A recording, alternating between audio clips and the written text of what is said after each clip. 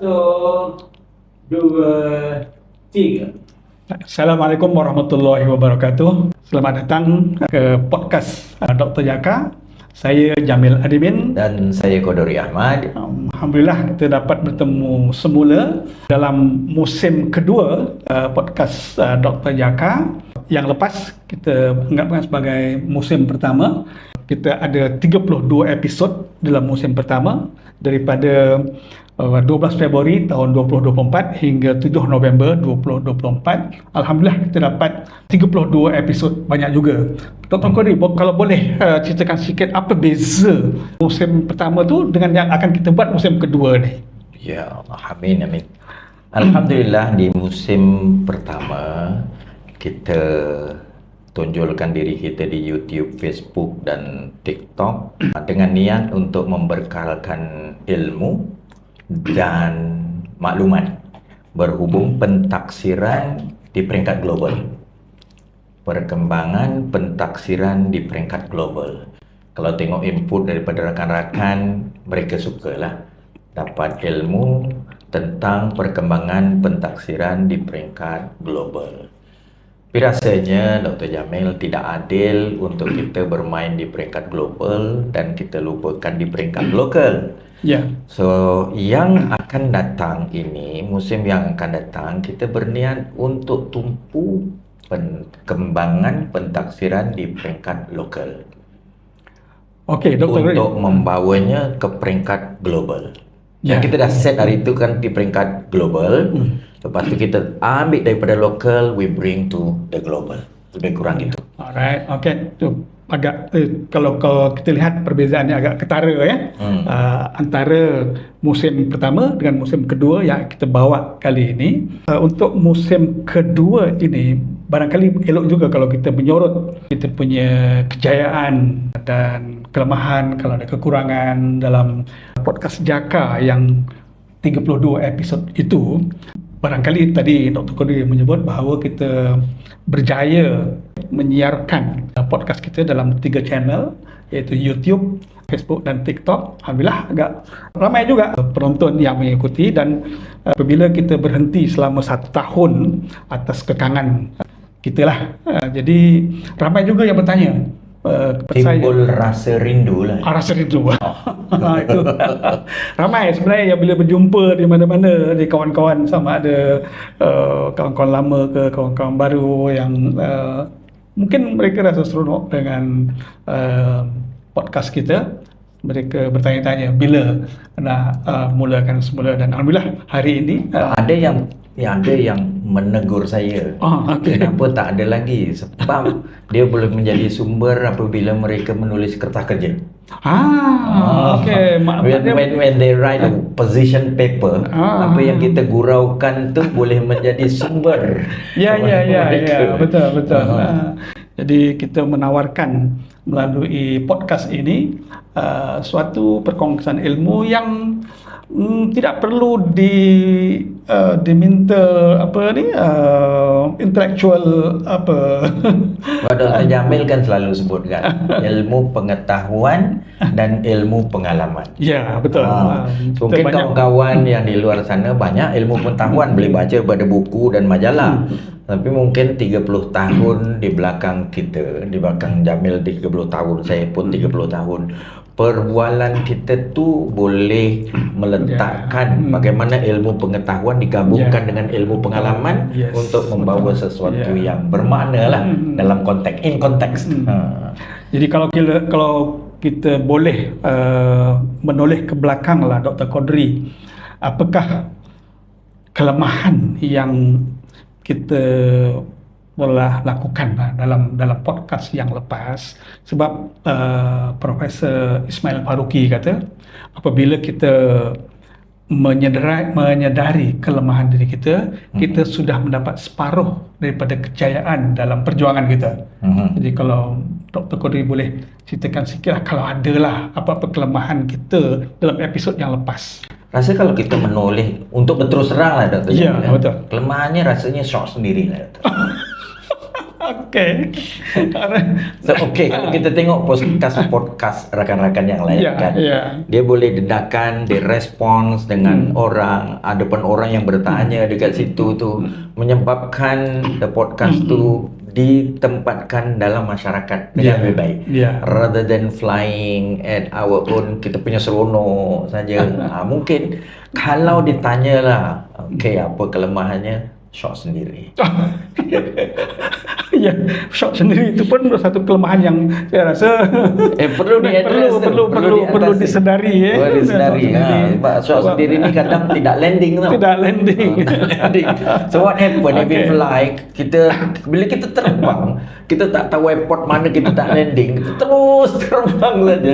So the impact kurang.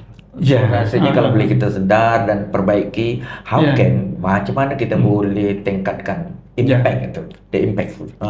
So, sekaligus kita bagaimana cara kita nak memperbaiki kelemahan kita itu. Kalau boleh doktor bagi cadangan. Itu saya cerita tadi, kalau boleh setelah kita mengembara 32 kali. Ya, 32 kali di peringkat global. Kita bercerita tentang traditional, kita bercerita tentang next generation, kita cerita tentang pentaksiran untuk pencapaian, kita cerita tentang pentaksiran untuk potensi.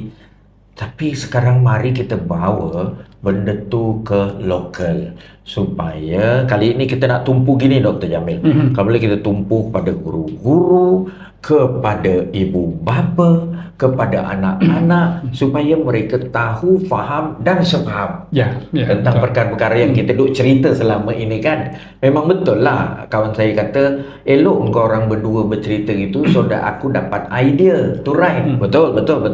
Dia dapat idea, tetapi rasanya untuk lebih bermakna lagi lah Dr. Jamil, if we can, apa yang kita cerita ni boleh landing betul-betul ke sekolah dan memberikan anak-anak kita ruang menikmati adanya pentaksiran ni dalam sistem pendidikan. Ya, betul. Kalau boleh anak-anak kita menikmati tu, menikmati adanya sistem pentaksiran.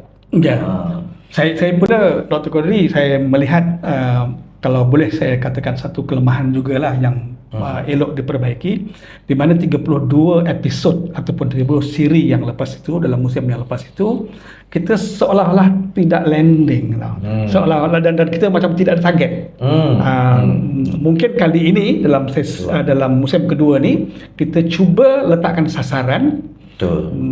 Mungkin dalam musim kedua ni kita targetkan misalnya 10 siri ataupun 10 episod.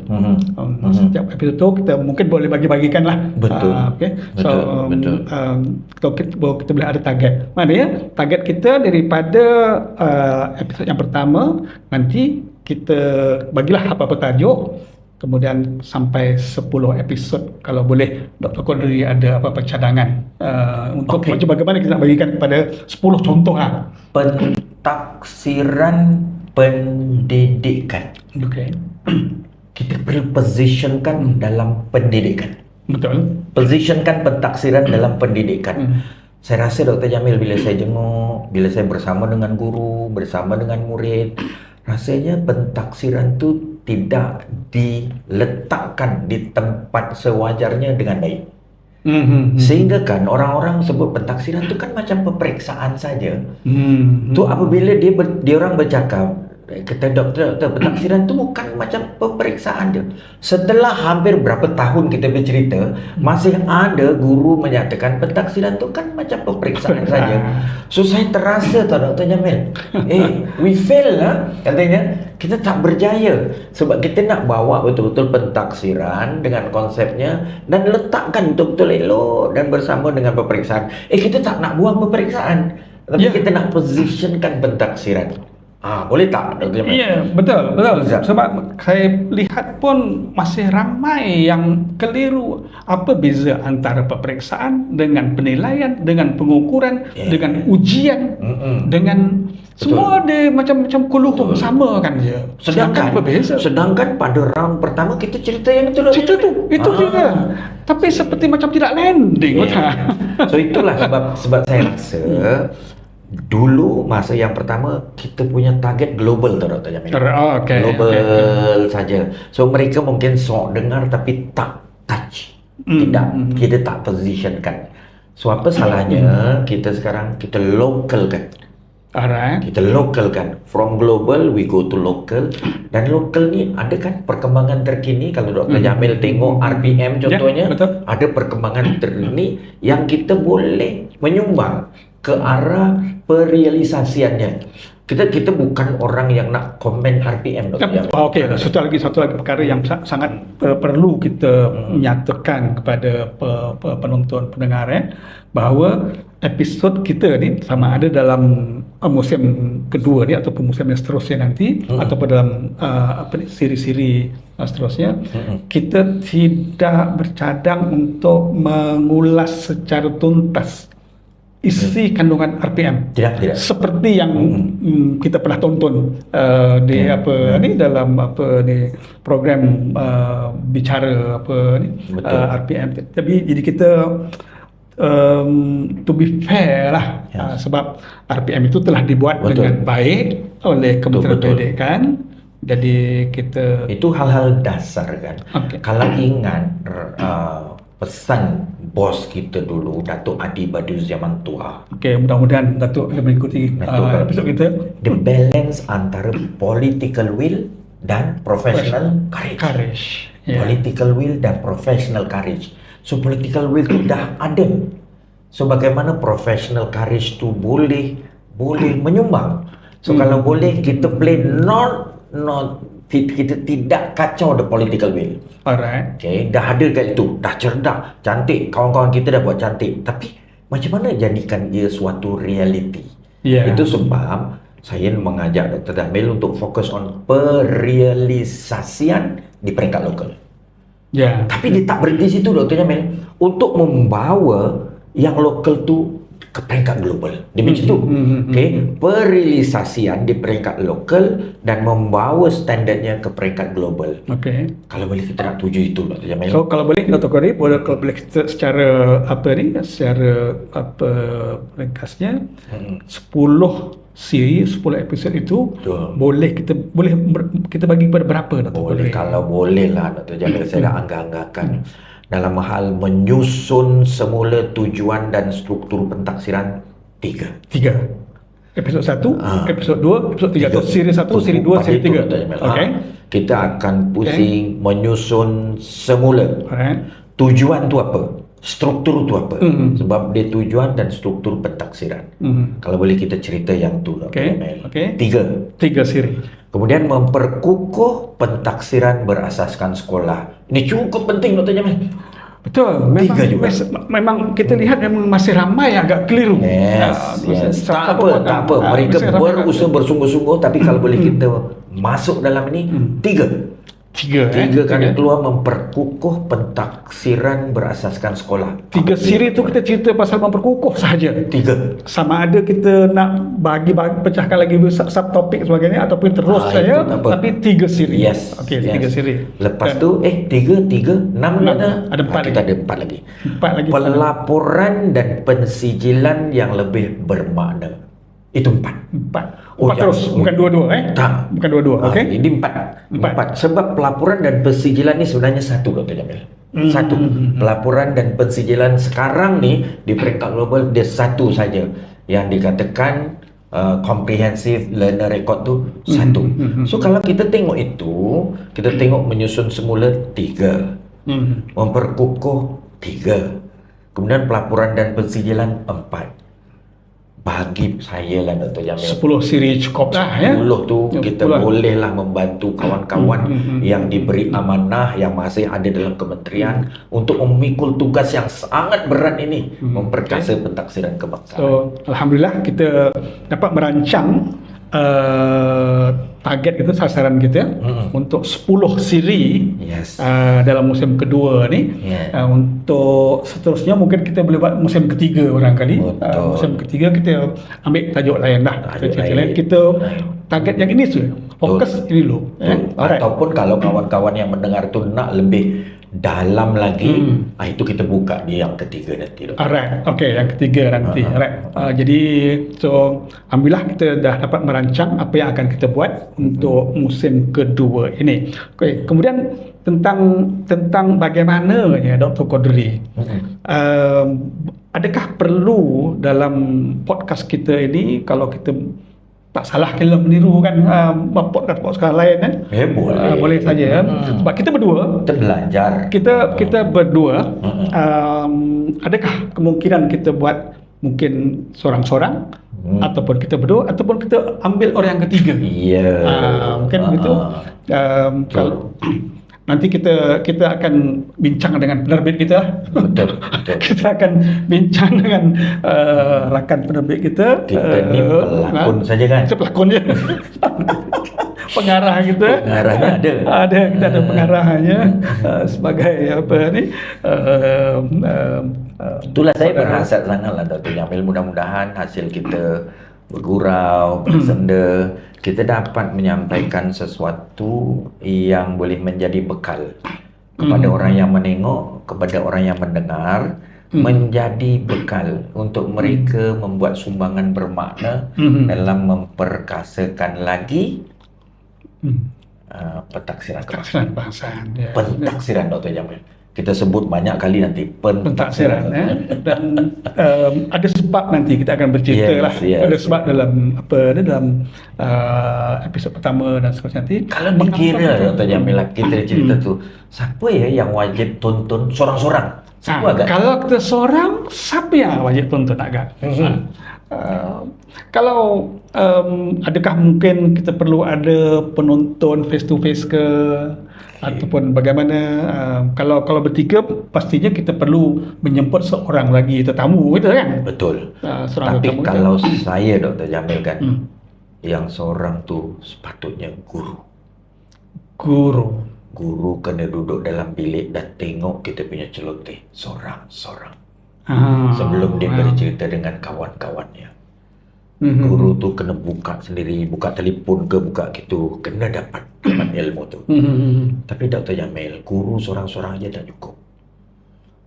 Kena ada dalam kumpulan 2-3 orang, tapi yang 2-3 orang tu bukan guru 3 orang. Kalau boleh guru, ibu bapa dan murid tu tengok yang kita cerita.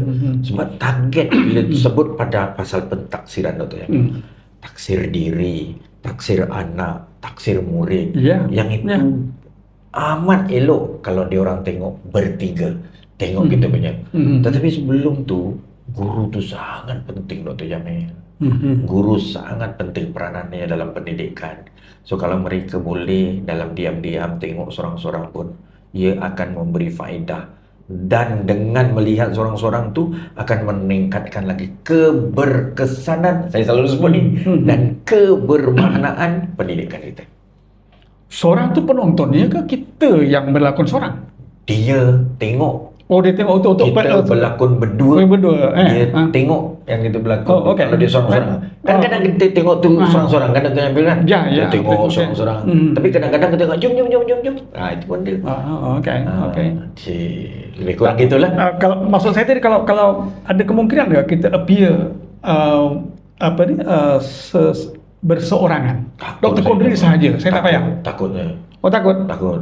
Tak jadi dia. Sebab kita selalu berduet ya, di mana-mana orang seorang-seorang yang nak tanya siapa. orang kenal yang kita ni, yang berdua ni, ke mana-mana kita berdua. Satu lagi Dr. Qadri, kita berdua mestilah kita perlu ada jemput tetamu tak Dr. Qadri? Kan kita dari global ke lokal. Lokal ni Dr. Jamil, kalau kita tak ada tetamu, sebab target kita guru, ibu bapa, murid dan pengetua sekolah atau guru besar. Itu target kita. Saya rasa Dr. Jamil, dia orang ni kena kita jemput sorang-sorang. Sesekali panggil guru, sesekali panggil guru besar, sesekali panggil murid, sekumpulan murid pun tak apa. Atau mak bapak dan murid, kita kena gitu. Tidak semestinya, walaupun boleh kita panggil, tapi tidak semestinya kita mesti panggil orang-orang besar dalam kementerian saja. Kalau boleh, itu biar orang lain yang panggil orang besar. Kita panggil orang kecil. biar ada kelainan dia kan. Kita panggil the operator, the students, the teachers, the parents, and the punya pengetua sekolah tu kalau ataupun guru besar. Kita cuba dapatkan mereka kita. Tapi kalau boleh ahli komuniti pun boleh, PIBG pun orang kampung ni pun boleh. Orang kampung pun boleh. Untuk imam ke, betul. Ataupun untuk siap ke. So that masa khutbah boleh pentaksiran, boleh sebut. Alright, okay. Saya rasa itulah kita punya perancangan masa hadapan kita untuk musim kedua. Dr. Jaka ni, Dr. Jaka masih lagi kekal dengan nama Dr. Jaka untuk mengimbau kembali lah apa itu Dr. Jaka. Dr. Jaka JAKA, bukan sahaja daripada singkatan nama Jamil dan Qadri, dan Jamil Adimin dan Qadri Ahmad, tetapi juga Jaka, JAKA, Jaka tu walaupun kita sudah tua tapi masih jaka lagi. Lebih lagi Dr. Qadri memang jaka sekarang ni. Jadi jaka tu dalam musim yang lepas kita bincangkan bahawa dia menggambarkan kita masih kicking lagi lah dari segi pikiran. InsyaAllah masih seperti belum lama kita meninggalkan dunia pendidikan. Gini Dr. Jamil, saya selalu menyatakan semasa saya bersara, saya hanya berhenti perkhidmatan tapi tak berhenti tanggungjawab. Tanggungjawab tak berhenti. So maknanya perkhidmatan saya dalam pentaksiran berhenti 2008. Saya 2016. Tetapi tanggungjawab tu terus. Bila orang sebut dia tentang pentaksiran salah, terus naik. Naik dengan sendirinya ya. Kalau kita nampak ada satu bukan saja kekuatan kelemahan ataupun ada masalah kepincangan, betul. Cepat je betul. Nak rasa nak itu bila Dr. Jamil tanya tentang kegagalan tadi, salah satu daripada yang kita tak berjaya sepenuhnya ialah meletakkan pentaksiran itu di tempat yang betul sehingga orang boleh membezakan di antara pentaksiran dan peperiksaan. Bila orang masih keliru antara peperiksaan dan pentaksiran, rasanya kita perlu perbaiki kita punya hidangan ni. We put it in right context, right framework, right concept dan sebagainya. Di tempat yang betul lah. Right context, right place. Right place, right time. Dia boleh menggunakan dengan betul. Dan kita tidak ketinggalan jauh lah dengan rakan-rakan di negara lain, sama ada negara maju atau negara yang kurang maju. That's why that's the need to bring the local to the global level. Local to bawah ke level. Bukan kita cerita pasal bukan kita bermain di peringkat lokal saja kan. Kita nak bawa, memang hasrat kementerian, hasrat kerajaan untuk membawa pendidikan kita ke 1/3 atas ataupun 25% teratas. Jadi itu saya rasa tanggungjawab kita masih diperlukan. Saya selalu bawa cerita ni pada murid-murid bila berjumpa dalam nak meletakkan pentaksiran. Maksudnya mereka tahu tak? Pasal apa mak bapak hantar anak ke sekolah? Cuba jawab. Jangan jawab, takut salah. Okey. Mungkin perkataannya ialah jaya. Nak berjaya, okey. So dalam Malaysian konteks, dia nak anak dia berjaya jadi insan sejahtera. Nak berjaya. Tapi untuk berjaya tu ada 3 perkara yang perlu dilalui Dr. Jamil. Satu, rangka jaya. Satu lagi, usaha jaya. Tapi itu tak cukup. Macam Dia pernah dengar je tu. mesti ada tanda jaya.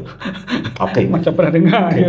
Dalam rangka jaya, usaha jaya dan tanda jaya tu, pentaksiran duduk di tanda jaya. Tanda, dia tanda. Tanda jaya. So dalam pendidikan yang bermakna mesti ada rangka untuk berjaya, usaha untuk berjaya, tapi mereka mesti ada tanda berjaya. So dia bukan tanda gagal tu Dr. Jamil.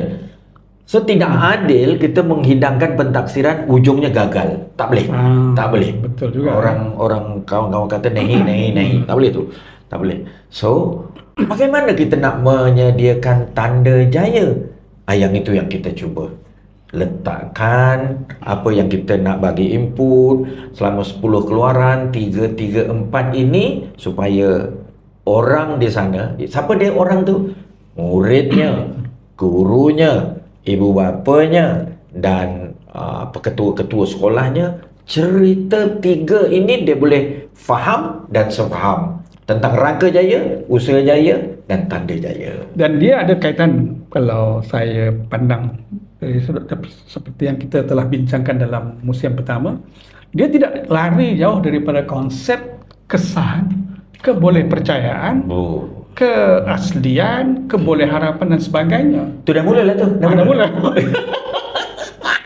Sebab untuk meletakkan ada tanda jaya tu, mesti ada evidennya. Mesti. Dan eviden tu dia mesti ada aspek apa dia?